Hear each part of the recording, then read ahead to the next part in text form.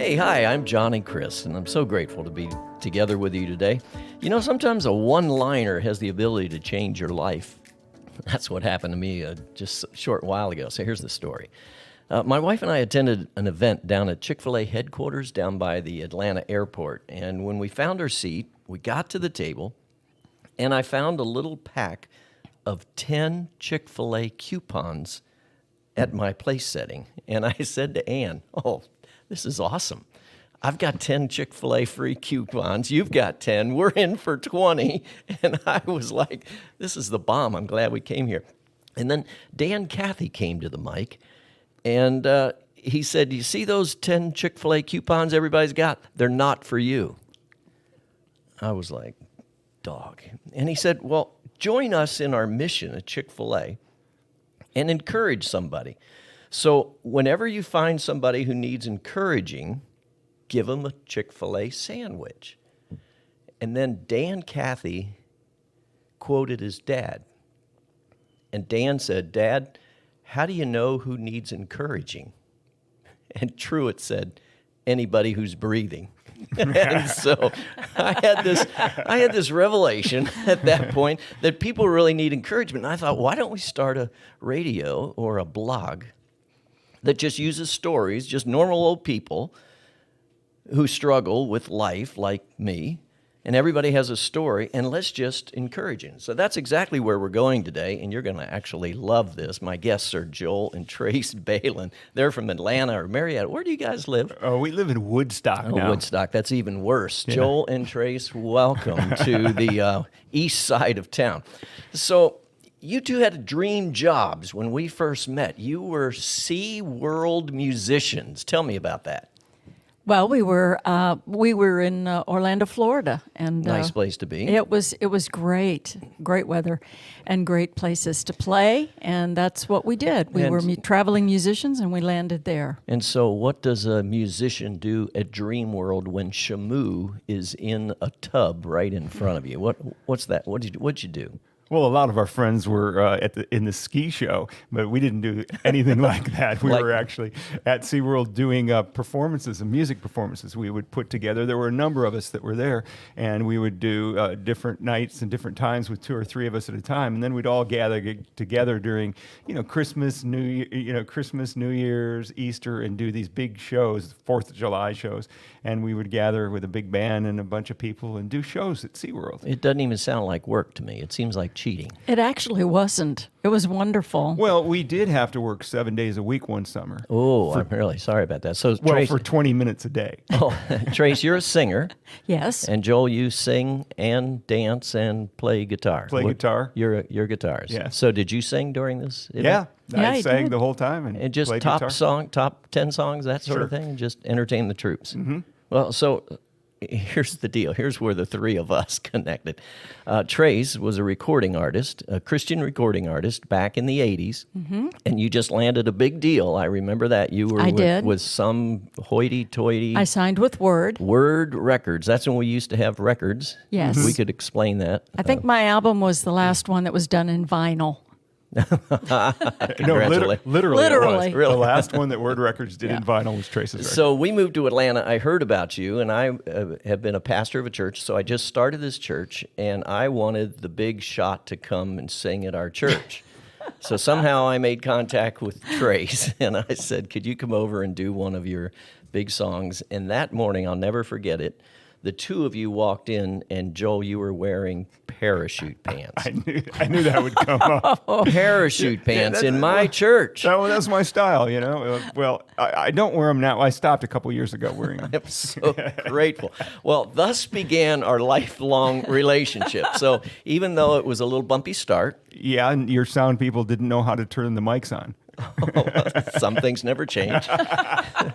And so I was the pastor, you were our worship, our music guy, and thus we were off and running for the next couple of decades of our life doing church work together. Yeah, it was an exciting time for us. So we had been on the road almost full time doing that, and we're ready to settle down a little more in Atlanta. And so to meet you was like, it was kind of nirvana for us. Well, if I would have known that, I wouldn't have paid you so much. But other than that, we're good. So, Joel, what I remember about our years together was you drinking goat's milk. Or what kind of milk did you drink? First I started soy milk, and then I read that soy milk wasn't that great, so I started drinking almond milk, and then now I drink oat milk. And so and then I eat goat cheese. So you were sort of a health freak. Oh, yeah. I read every book I can on health and nutrition and did everything I can to be healthy. Were you scared, or was there something in your family heritage, or did you just... No, not at all. I thought it was just, I think it... The right thing to do. Yeah. I looked around and said, this country doesn't look like we're all healthy. I think I should be healthy. So I investigated what that looked like, and I did it for years. Well, did you notice I never offered you a Chick-fil-A sandwich? Yeah, I noticed that. It was because I care about you deeply, and I course. didn't want anything to happen in that regard. Yeah, I noticed that you were really anxious to share, but they didn't give them up. So you've always been a physique guy. You've never gained weight. You've always just been healthy. Yeah, I've always felt that I was healthy and heading towards health, and certainly I was going to avoid all the pitfalls of people that I'd see around me that had problems. Was that me, or who were you talking you about were there? you were always fit and active. Oh, thank you very much. So something happened Yeah. last week. Wow. Last year. Excuse me. In 2018, actually. Oh. At the end of 2018, I went in for my doctor said, hey, we got to check something out. We're going to do a CT scan. And they came back and said, hey, what we were checking out is absolutely fine. No problems with that. What was the reason why we wanted to do a CT scan? I have no See idea. how medical I am. I have no idea. It was something at the time because when I got back, when I got the results, he said, hey, whatever we were looking for, it's all fine. Don't worry about that, except... And then he said, we noticed that your lymph nodes are enlarged, and we're going to consider it lymphoma until we prove otherwise. So he said, you probably have cancer. And for me to hear the big C word after the big is a C mic word, drop. yeah, it was. Were you in the room, Trace? No, I wasn't. Where did that conversation occur? At my doctor's office. You and the doc. Yeah. He walked in Yeah. and said, you have cancer. Yeah. He said, you have lymphoma. So he sent me to an oncologist. What happened in your mind the moment that he said that? Well, it's that moment of fear. It's, okay, I'm going to probably die in 6 months. Did you think that? Partially, yes. Partially, I thought, okay, I better be preparing. And I said, what about my grandkids? What about my kids? And what about this life? I'm not done yet. Okay, so you left this office just getting that news. Did you walk out and call Trace, or did you? Right away. Mm-hmm. I said, Trace, he says he's considering this lymphoma. And I said, I'm sure it's not. I mean, it's just not going to happen. I'm sure I don't have lymphoma. He's just saying that to be cautious, and I just resist that. Except we found out later when I had another scan and some biopsies, we found out later it was follicular lymphoma. Were you in the office when that occurred, Trace? I was there, and I was also there for the biopsy to determine exactly what it was. And what happened in your heart? Or in your mind? What was going on? I was going, okay, I'm not prepared to be a widow. And so I just pressed in with prayer, and just walked with Joel through this whole journey. But the moment that he told him in front of you, I was mad at the doctor because the doctor already spoke it before we had even tested. And I said, well, we have to really investigate what he's got. how did you know that you had something? There were no physical signs at this point. Yeah. And so by the time I got to the oncologist, she said, well, usually people at this point have a lot of physical symptoms. And I said, I have none. And she says, well, we're going to look at this, and we'll see what we can do. Maybe your soy milk started to taste like real milk or whole milk or something. I don't know. Well, I went back and said, maybe I shouldn't have drunk so much of that. I should have stuck with water or something. And you don't drink alcohol or anything, None. right? No. Never. Don't smoke. Don't drink alcohol. Never have. And this doesn't run in your family? Not at all. And did they know what happened? How you... Yeah, I said to the doctor, I said, is there something in my nutrition? Is there something I can do about it? And she said, no, it's probably just your genes. And I said, well, there's nothing to indicate this in the genes. No one in my family has had this that I know of. Not at all. So you've got a couple of children. Tell me about those conversations. Well, we actually withheld that information until we could find out everything and what the process would be, what treatments were available, what the prognosis. So you didn't tell anybody? We didn't right away because we wanted to know all the facts first. So that's what we did. And the doctor said, just the two of you waiting around for facts and with we nobody held to this shoulder for, this we held with this you. for weeks. Was Yeah. that a good or bad decision? I think it was a looking good back? decision. It was a good decision. Because we wanted to process it in our, how do we feel about this? What do we think? What are we going to do about this? And what do the doctors say? And Unbelievable. what kind of prayers are going on? But the doctor said, hey, this is incurable. So I think that was almost harder than when I heard first that you have lymphoma, because then I was kind of arguing in my mind, maybe I don't, maybe I do. But when the doctor said, this is incurable. How far in were you in that journey? About a month into it.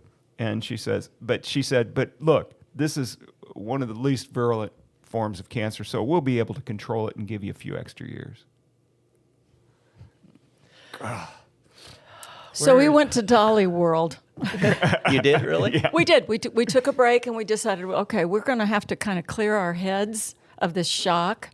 And so we went up to Gatlinburg. But when you're walking the streets in Dollywood and Gatlinburg, you're still thinking about this. Don't tell me you just got it connected with fudge and. Well, almost not as much, because what had happened by that time is we've gotten to that place of peace about it and said, we really deep down don't believe this is the end. Both of you had that? Yes, we both. Really? Yeah, and not even talking about it, both separately. And No matter what your oncologist was saying. No matter what the oncologist said, no matter what we said, this is not the end. And we had faith for that.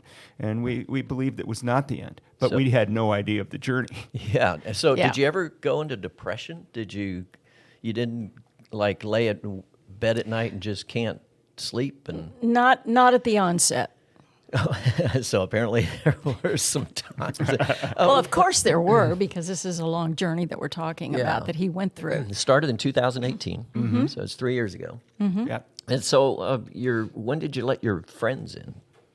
Well, when we were discussing treatment, and we went in to talk to his oncologist, and she spelled out a plan.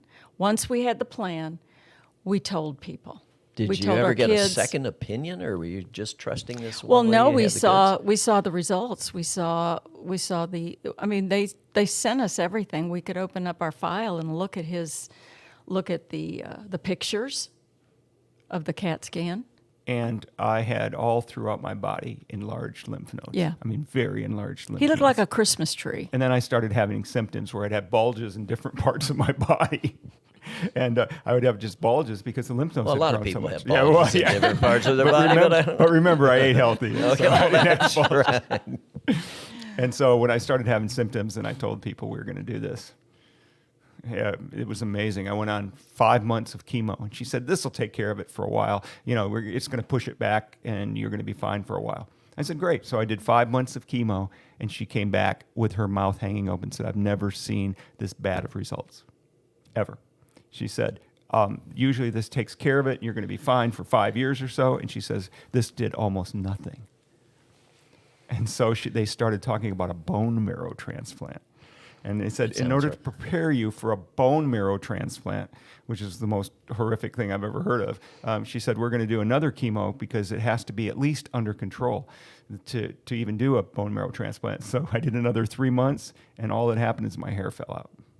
Almost literally, nothing happened. And she was shocked. She was absolutely shocked. As you were as well. Yeah, we were dumbfounded. Yeah. Did you go to Gatlinburg again, or what's the remedy for this one? We went to Vegas. We said we got to win something here. We got to have a win here. Well, tell me about your marriage during all this. Did it get strained to the point of, or did it grow better?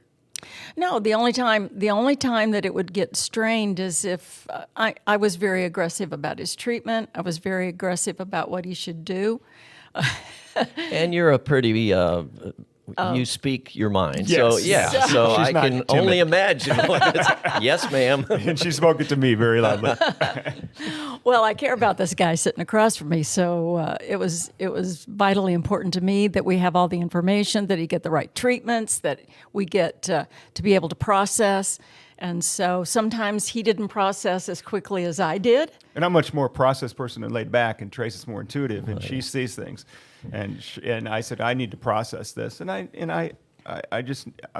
let's let it play out and see So what happens. you didn't go to work. Were you working? Yeah, at that Yes, time you I were. did. You I just stayed worked working. through this? Yeah. But then, of course, Okay. COVID. Yeah. Well, first of all, tell me, what did people tell you? What did they say? Were people helpful? Oh my gosh! What's the worst thing? What's the worst thing? One of somebody my said, best friends. I said, "Hey, I've got this. The chemo didn't work, but I'm really confident that this is not the end, that God's going to bring me through this." And a number of people have said, "Hey, this is just a bump in the road." Almost, half a dozen people said literally those same words. "This is just a bump in the road. You're going to be fine." And so I held on to that. And one of my friends says, "Now don't get your hopes up." He said, "Remember that friend of ours that believed she was going to make it through and she died?" Man. And I was like, "Whoa, thank you very much." One of the worst things in the world is the uncomfortableness of trying to talk to somebody about issues of which we have no power over them. Yes. And we don't know what to say, and we just kind of want to be there, and then we say stupid things that we regret and you regret as well. And so I get that. Okay, so you're going through chemo. All your hair falls out. They tell you you've got a few years that they're going to try to extend your life, and then COVID hits. And you're a prime suspect for COVID. I am the category that says at risk. My goodness. doctor says you can't go out of the house. You can't do anything. You are in complete quarantine. Now, along with this, With Trace. with Trace. Oh, yeah. Now 'cause that is quite... is stellar. You ask about the marriage things. By the end of it, and we'll get there. But Trace said, "If you don't get out of the house, I'm going to kick you out." But she was absolutely stellar. She took care of me all this time. So you got COVID Yeah, I got COVID. But early on? the amazing thing, about Well, a year and a half back up- into it. back up We just have a to little back bit. up just a little bit. So after the 2 failed chemos, they Yeah. said, in order to prepare you for this Bone marrow transplant, which both of us felt that we weren't going to have to do, but we still followed through the process. They said, we're going to put you on something that's completely different, and we're going to try this to get you prepared for the bone marrow transplant. And they put us on an immunomodulating drug that shouldn't even be on the market. It's a sister drug to thalidomide, which was one of the biggest scandals back in the 50s or 60s, one of the biggest medical scandals of all time. So the drug shouldn't even have been available, and they had just okayed it for me. I was on it for 3 weeks and completely in remission after 3 weeks on this immunomodulating drug. It was a miracle. I mean, it was just remarkable. So your cancer got put in remission, but COVID just Took over. stopped at your then door. COVID introduced itself. Yeah, almost back to back. And the bone marrow transplant was tabled. We weren't going to do that. Because I was in remission, the And- bone marrow transplant. So I said, "This is great. I'm great." And then I caught COVID. And we're celebrating. We're going, yay, this is great. A couple of months later, boom, COVID. Do you have a house or an apartment? We have a house. You have a house. So you can get away from each other, Yes. sort of. Yeah, we have 2 bedrooms in this house. We downsized to a small house. Yeah, we were in I a knew big you were house, doing that, but we so- downsized. But thank God we didn't downsize further, because we at least had 2 bedrooms to go to our separate corners. But now you're totally quarantined in this house. Yes. And quarantined against each other because I was in one bedroom, he was in the other, struggling to get well. Did you text, or how did you Yeah, yell at each other? well- Did you call? We were too busy being sick to talk you to were one sick another. too? She had it too, yeah. but she got over it within a month, In 5 3 weeks. weeks. 3 to 5 weeks. She got over it, but I didn't. But he didn't. Now, did you think you were dying? Yes. Yes. Really? I think that we thought at that point this might be it. I was in intensive care one of the days in the 22 days total I was in the hospital. One of the days I was in intensive care, and they weren't sure if I was going to make it.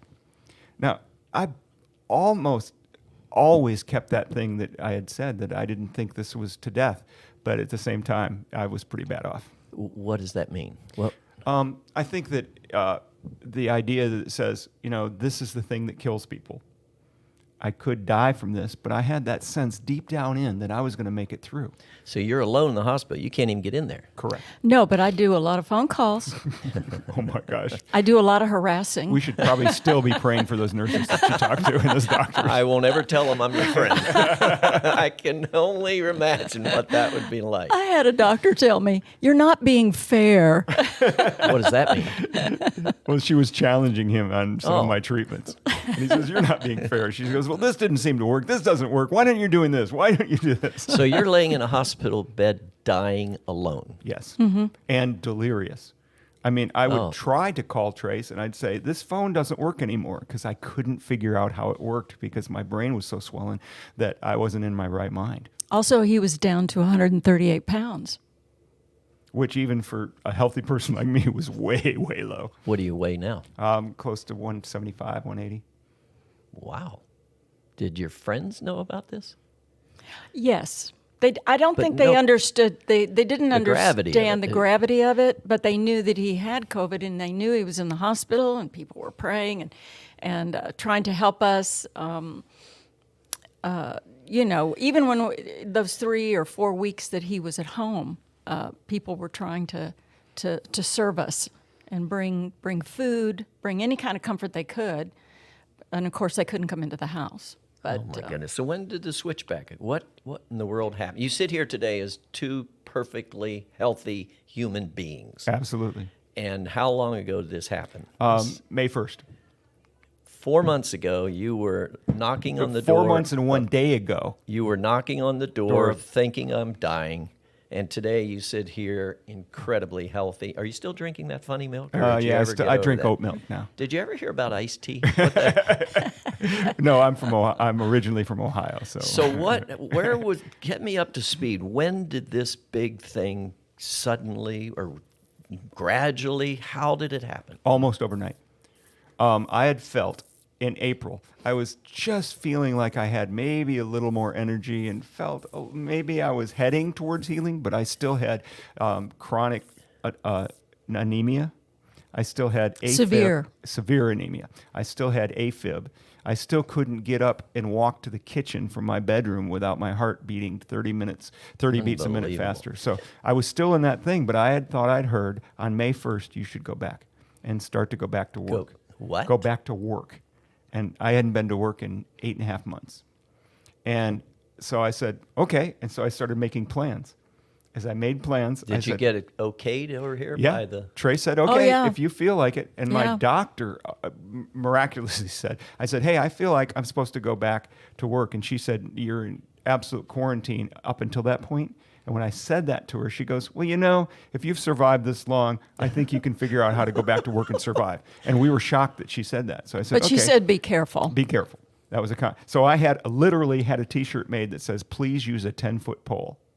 And I just wanted to keep people away from me. And did that work, or everybody wanted to hug you? No, they all wanted- Well, it sorta. worked except for, Well, you're a church guy, Yeah, so you're exactly. going to be people at church hug. I mean, come on. Yeah. So I went in and I hid in the sound booth because one of our sound guys was out. I hid in the sound booth and just did some sound that day. And I went to the doctor within a week, and they said, all your tests are normal. The pneumonia you had, the particulates aren't big enough to even categorize. And they said, your lymphoma is still, after no treatment for 9 months, your lymphoma is still in complete remission. He was supposed to go on the maintenance with this drug that they my had goodness. discovered, and And he they couldn't said- do it because he had COVID. And they said, without any treatments, without anything, you're in complete remission from that. There's no indications at all that you're sick. All your tests are normal. And the crazy thing is, you look normal. Yeah. You Well, look like I the don't act Joel normal, but- well, you never have. Let's that's be true. honest about that. But you look like the Joel that we worked together for a couple of decades. It's a miracle. I'll show you It is. pictures later on. Oh, you have before and afters Yeah. and all this. Oh, my. Trace, you were a caregiver. I mean, that was sort of your job. Yes, it right was. Here to wait on him, throw Oh. little food under the. And I'm a guy, so I was very demanding. It's like, honey, help me. Or is he a good patient or a bad? No, he's terrible. one? Is he really? He doesn't do what you tell him to do. You just have to really yell at him. That's the way it is. That's that's guys. But- That's but what they for- do. That's true. I'm not going to comment there, but as a caregiver, what's the hardest thing about that for you? The hardest thing about the caregiving for me was that while I recuperated from COVID, I didn't have any strength.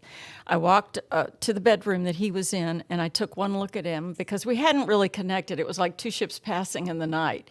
And he wasn't keeping an eye on me. I wasn't keeping an eye on him. We were just Unbelievable. struggling. Yeah. So then I walk into his room when I realize that I'm finally over it, but still weak. And I look at him and I go, red flags all over the place. I realized that he needed help and that I didn't have the strength initially to do anything. So What that's. do you mean red flags? What is he doing? He Oh my can't gosh, he could. just I mean, he didn't. He pining couldn't. away. He Couldn't tell if it was midnight or if it was noon. my goodness. That kind of stuff. Still very disoriented. Very disoriented. In conversations, I would have these arguments with him and say, no, you're not thinking straight or clear. And I tried to feed him, couldn't do it, realized I was going to need help. So anyway, to make a long story short, what I did was I said, it's time for you to go into the hospital. We've got to do this because he was so bad. So he went into the hospital, and then he would come home, and then I took lessons on how to do infusions of different Where do you get that drugs. sort of thing? Well, there was thank the Lord for people who came in and gave me Oh, it's instructions. not YouTube, like No, Look at a we little had video. in-home Oh, wow. in-home caregivers that came in, instructed me what to do. oh my goodness. And So what would you tell somebody who right now they're with some family member, a husband or a wife or a child, and they're the caregiver and they're kind of strung out, worn out, over it, done? What do you tell them? well, the first thing I would do is say, look for people who can help you. Be able to connect in your community. It's vital that you be able to communicate what you're going through and to get help. Can't do this alone. You can't do it alone. You really do need people with you to walk shoulder to shoulder with you. This is unbelievable. I feel worn out just hearing your story. And you survived. I survived. Survived. And I'm as normal as I've ever been. Well, which isn't that normal, but I'm back. And it's just a miracle. And I think the one thing that Trace said is the one thing that the most important thing I got from this is that I kept in touch, as out of it as I was, I kept in touch with people and said, would you pray for me? Would you stand with me? Would you believe with me that I'm going to be healed? And I had dozens and dozens and dozens of people that stood with me through this whole time. And that's one of the reasons I made it through. That's got to be one of the most humbling things in the world, to be the recipient. It's easier to be on the, oh yeah, I'm going to help. Much I'm going to easier. bring a chicken salad, or I'm going to pray, or I'm going to do this stuff. The other side, when you're It's helpless, much harder to receive. Much harder. Well, and the extraordinary thing is, this was not just a couple of months. This was a long haul. He had long haul COVID. And so people had to be long haul supporters, which they were. It was just extraordinary. People didn't give up. They just kept at it. They kept being there for us. You guys may be in a league all your own, being in a church and then being one of the pastors on it. You're probably like, we're coming to your side, pastor, or we're gonna. Yeah, people rallied. But what was so exciting about it was when I tell people about this, then they start rallying around each other. And I understand, well, they're going to rally around the pastor. I'm one of the more visible people, and I know everyone in the church. But they have started even more rallying around each other. And I see that across the board. So what do you tell a person who doesn't have that kind of community? Wow, that's a tough one. The first Well, a thing, lot of people are online trying to make friends, and they're in another country of the world Yeah. or another place. Well, the beauty of our environment now is the community doesn't have to be just people that meet physically. There are online communities like you're doing. During this whole time, I was out of it for a few too many months, but then when I started getting back, I got on Zoom calls and then started leading the Zoom calls and started leading Zoom prayer and leading these things. I would say find people to connect with, even online to start with. And then as you're better, make sure that you physically connect with people. That's exciting. You guys have been an encouragement to me today. I'm sitting here kind of washed out with just hearing the pressure of this thing. Thank you for taking time to come over here and share this story, and I think people have been encouraged. How would we get to you? If I would want to make contact with Joel and Trace Balin, how would I go about doing that? Well, the easiest way is through email at this point. We can do joelbalin@gmail.com. It's my first and last name. It's pretty easy. Balin is my last name, and that's easier. If at joelbalin@gmail. So if they want to do that and start some things on email, that'd be great. I'd love to get back with people. Yeah, I'm sure there are people that are doing exactly what you're doing. They would say, hey, I got to talk to this guy. Yeah. Whew. Take a deep breath, Johnny Crist. This has been good. Thank you so much for being here. Thank you for having us. Thank you for those of you who have listened through this. You can sit back and take a deep breath right now. If you want to hear past shows of stuff we're doing over here at End Resultz, that is with a Z. Any place you get your podcasts, you can listen to this and hear the other shows that were going on. This is called That's Exciting, and I would certainly say you too, that's exciting. This is with Johnny Crist as your host. Thank you for being a part of today. God bless you. Bye-bye.